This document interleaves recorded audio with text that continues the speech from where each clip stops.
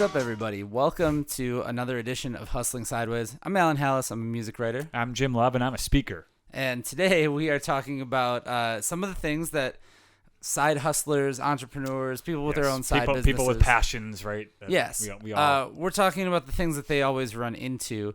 Today's a good one. Jim came up with this one, battling complacency. Yes. So and the reason why, so like sometimes when you are good at what you do, and typically people that are really passionate about something are probably good at it. I would assume that like you don't suck at something and are really passionate about it. Those two things don't typically go together. Yeah. So when you are really good at something, you have a passion for it, you build a business around it.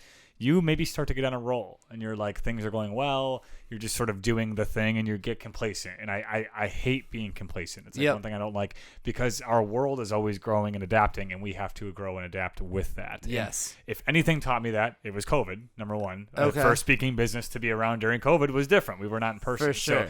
So some of the ways that we learn to get better at what we're doing or pick up something more. And so an example I'll give you, I'll go with the COVID one, is, obviously I wasn't giving talks in person anymore, which was, that's a big deal. That's a big deal for me and being in person. So I adapted to doing Zoom talks. And I'm not going to say it went well the first 3 times because I like people would have their screen off or like on mute and you get no response. I actually got so distracted once I like almost swore. Just like, talking to the wall. I just felt like I had never done that, like in a talk. So it was like intense. But I learned to like emote as I hoped that the audience was emoting, to like laugh or like to whatever, and then just like stare right at the camera. So I at least feel like I'm looking at someone. Sure. And it took a little while, but I got good at it, and I did probably 30 of them. And just it became a skill, and I realized that like I needed to evolve, and now I still have that offering. It's not like every single talk I have to give has to be in person anymore. Yeah, that's true. I could totally give it a talk. I don't love doing that, but like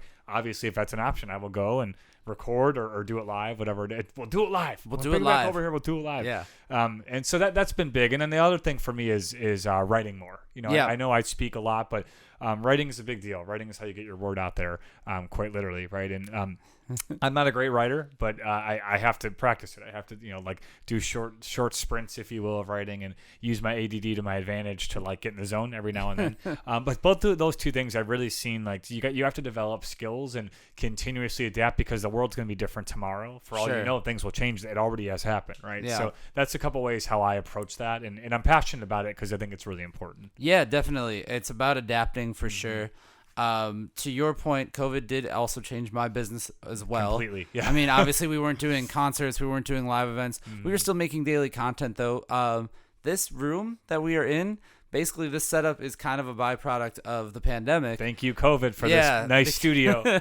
You won't hear that one very often. Because, we bought these mics, we set up, and then I set up this room kind of with the intention of like, this is going to be where all the production gets done.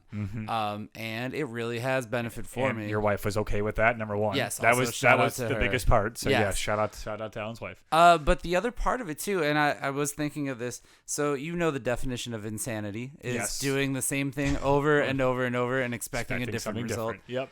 I'm in the content business where like you make the same thing over and over and over.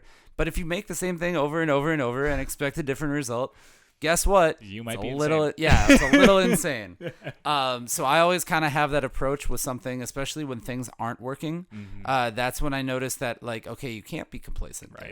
Exactly. If I put out the same piece of content or a very similar looking piece of content all the time, then, within a little bit, it gets kind of repetitive and people are tuned out. And if it's not working, then you have to adapt, you have to shift and change the mindset a little bit. And it's important here too, like the proactive part of this. Like you obviously can wait until like the moment comes, but I think as we're moving along, whatever our side hustles are, even if things are going well, think that way. Like evolve your thinking of like, what's the next thing I need to do? Yeah. And do it, and if the worst comes to worst is it doesn't go well, and fair enough, you just go back to what's working, but always be thinking that way and never let yourself get too comfortable in the zone that you're in. Get outside of that and try something. Yeah. Even with this podcast, we've tried different things already where we're looking at one right here. Yeah. We're doing the video part. I've done stuff on LinkedIn and then we've done stuff on, Twitter and Instagram and stuff like that. Like always changing it up, just seeing, because you could land on that one thing that works for you. And that's not from just creating content. That's just business in general. Yeah. If you have something else in your business model that just isn't working, there's no reason in doing that over and over and over again. You might as well change that up as well. So adapting, growing, battling complacency in general. It's the only thing that you're guaranteed is going to happen is that the world will change. Yes. And you will have to change with that, or else you will not exist as a side hustle. It's true, like adapt or fail. We're seeing it in the business world for sure. Think about like Amazon came along. How many brick and mortar stores went online everything. Selling? Yeah. No. And there's going to be another Amazon for every industry. There's going to be another Amazon. There's going to be another TikTok in the social space. There's going to be another. I've seen that actually with social media. If you think about it. We all started on MySpace. Right. Everybody did. And I still have one. This Facebook came along. I was a little hesitant to be on that.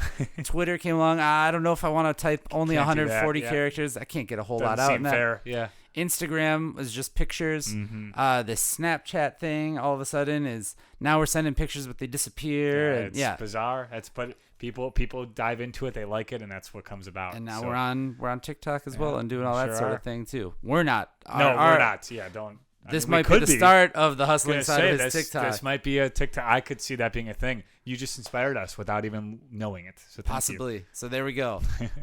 With that said, though, there are plenty of other things. We want to know what you do to battle complacency. How do you get out of the rut when you're stuck in it? What do you do to change, experiment, all sorts of things like that?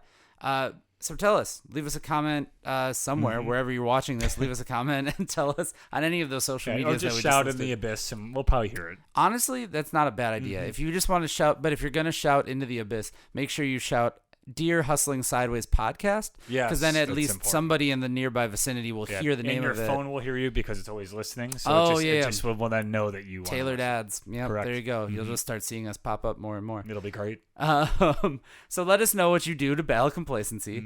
And if you have a side hustle of your own, we want to talk to you. We want to have you on this podcast. So send us a Gmail over at hustlingsideways@gmail.com. I know I said hustle. Send us a Gmail. I'm okay with that. I won't call it out. Send us.